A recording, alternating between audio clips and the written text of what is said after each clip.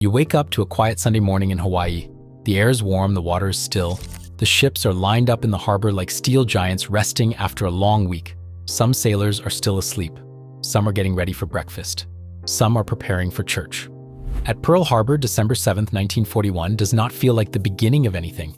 It feels routine, and that is what makes it terrifying. Because far beyond the horizon, cutting through the Pacific under strict silence, a Japanese strike force has already done the impossible. 6 aircraft carriers have crossed thousands of miles of ocean without being spotted. Their decks are loaded with fighters, torpedo planes, and bombers. At around 6 o'clock in the morning, the first wave begins launching. One by one, Japanese aircraft rise off the carriers and turn toward Oahu. The men at Pearl Harbor do not know this yet. Washington does not fully understand it yet. And Hawaii is about to become the place where every missed warning, every delayed message, and every bad assumption collapses at the exact same time. But the countdown did not begin with the planes. It began the day before with a message nobody could afford to misunderstand. On December 6, 1941, Washington is tense. For months, America and Japan have been locked in a diplomatic standoff. Japan has expanded across Asia. The United States has responded with pressure, sanctions, and an oil embargo that hits Japan where it hurts most. Now, inside government offices, American codebreakers are reading Japanese diplomatic messages. They do not have every secret. They do not have every military plan, but they have enough to know something is wrong. A long Japanese message begins arriving in pieces. It becomes known as the 14-part message. It is not a direct battle plan. It does not say, attack Pearl Harbor, but it clearly signals that negotiations are falling apart. And when diplomacy breaks between nations already standing at the edge of war, the next move is rarely peaceful. The problem is not that nobody saw danger. The problem is that danger was everywhere. The Philippines, Guam, Wake Island, Southeast Asia, British territories, American bases across the Pacific. Everyone knew Japan might strike somewhere, but somewhere is a dangerous word, because when the threat is too big, too spread out, and too vague, nobody knows where to look first. And while Washington is trying to interpret paper, the real weapon is already moving silently across the ocean. The Japanese attack force is called the Kido Butai. It is one of the most powerful carrier groups ever assembled to that point. 6 carriers, hundreds of aircraft. A mission so risky that if it fails, Japan could lose the war before it fully begins. The plan is simple, brutal, and almost impossible. Cross the North Pacific undetected, launch the attack before America can react. Cripple the Pacific Fleet long enough for Japan to seize territory across Asia and the Pacific. This is not just about Pearl Harbor, that is the part people forget. Pearl Harbor is the headline, but Japan is preparing a massive coordinated offensive. British Malaya, Hong Kong, Guam, Wake Island, the Philippines, multiple targets, multiple clocks, one gigantic gamble. Japan does not believe it can defeat America in a long industrial war, so the goal is shock. Hit hard, hit fast, break America's ability to respond, but the entire plan depends on one thing: surprise. If the carriers are found too early, the mission could unravel. If Hawaii goes on full alert, the first wave could meet prepared fighters, loaded anti-aircraft guns, and ships ready for battle. So the Japanese fleet stays quiet. No unnecessary radio signals, no obvious path, no warning. At least, that is the plan. Because just before sunrise, Pearl Harbor gets its first real sign that something is already inside the defensive zone. And somehow even that is not enough. Before the planes arrive, before the explosions begin, before most of Oahu realizes anything is wrong, a destroyer named USS Ward is patrolling near the entrance to Pearl Harbor. It is early morning. The water is still dark, then the Ward spots something that should not be there. A periscope. A Japanese midget submarine is attempting to enter the harbor. This is not a drill, this is not a rumor, this is not some vague intelligence report sitting on a desk in Washington. This is enemy contact near the entrance to the most important American naval base in the Pacific. The Ward opens fire and drops depth charges. The submarine is sunk. In many ways, these are the first American shots of the Pacific War. Think about that. Before the air raid begins, before the famous message goes out, American forces have already engaged a hostile submarine near Pearl Harbor. That should have changed everything. But it does not. The report moves through channels, it is questioned, it is delayed, it is not instantly treated as proof that a major attack is minutes away. And this is where the story becomes almost unbearable. Because the warning was not invisible, it was physical, it was in the water, it had been fired on, and still the island does not fully wake up. Then comes the second warning. This one appears not in the ocean, but on a radar screen. At Opana Point, 2 young radar operators are watching the screen. Radar is still new. It is not yet the trusted shield it will become later in the war. It is experimental, limited, and easy for commanders to underestimate. Then the operators see something massive. A large formation of aircraft is heading toward Oahu. Not one plane, not a handful. A huge wave. They report it. And this should be the moment the island goes on alert.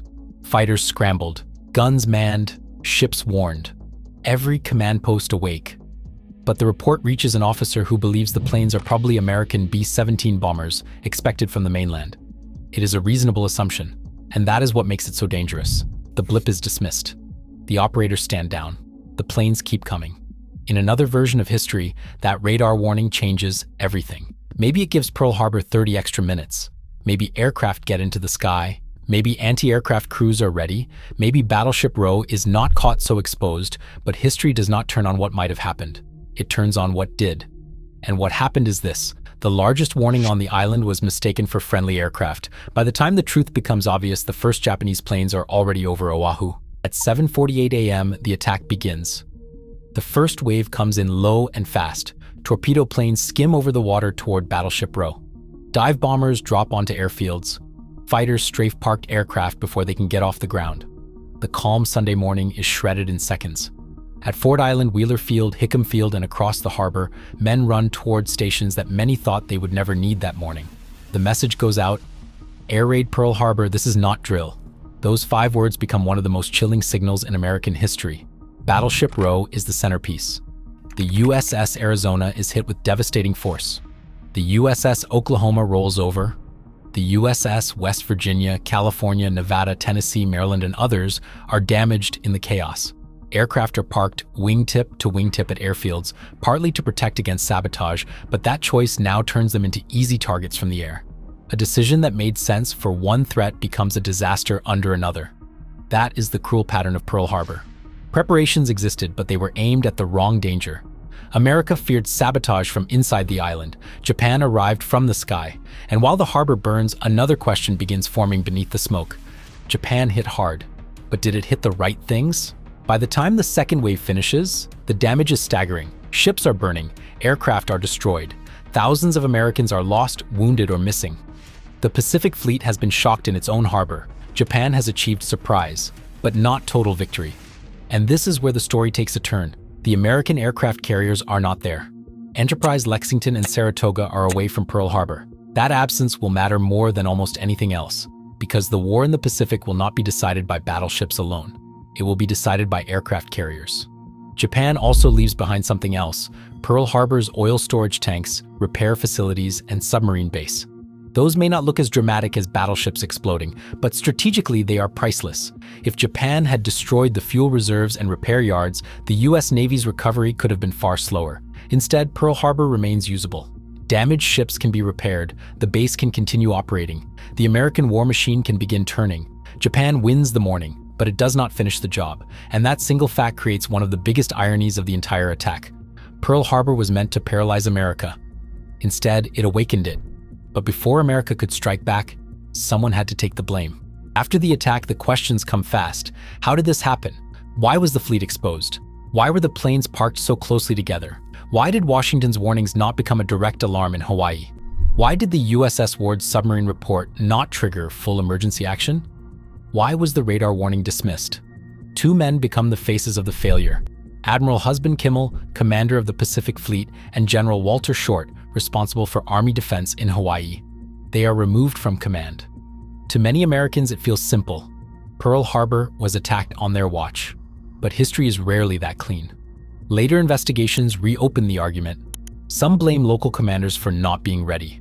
Others argue Washington had critical intelligence and failed to communicate it clearly. Some say Kimmel and Short were scapegoated. Others say command responsibility still mattered, no matter what Washington did or did not share. And that is why Pearl Harbor still feels unresolved. Not because the attack itself is unclear, but because the failure was not one mistake. It was a chain, a diplomatic breakdown, a silent fleet, a vague warning, a submarine report, a radar sighting, a false assumption, a peaceful Sunday morning. Each piece was dangerous on its own. Together they became history. Pearl Harbor was not just an attack on a naval base, it was the moment America's illusion of distance collapsed. The Pacific no longer felt far away. War was no longer something happening somewhere else. And by the next day, the United States was no longer watching World War II from the outside, it was in. So here's the question. Was Pearl Harbor mainly a failure in Washington, a failure in Hawaii, or an attack so perfectly timed that no warning system could have stopped it? Pick a side in the comments.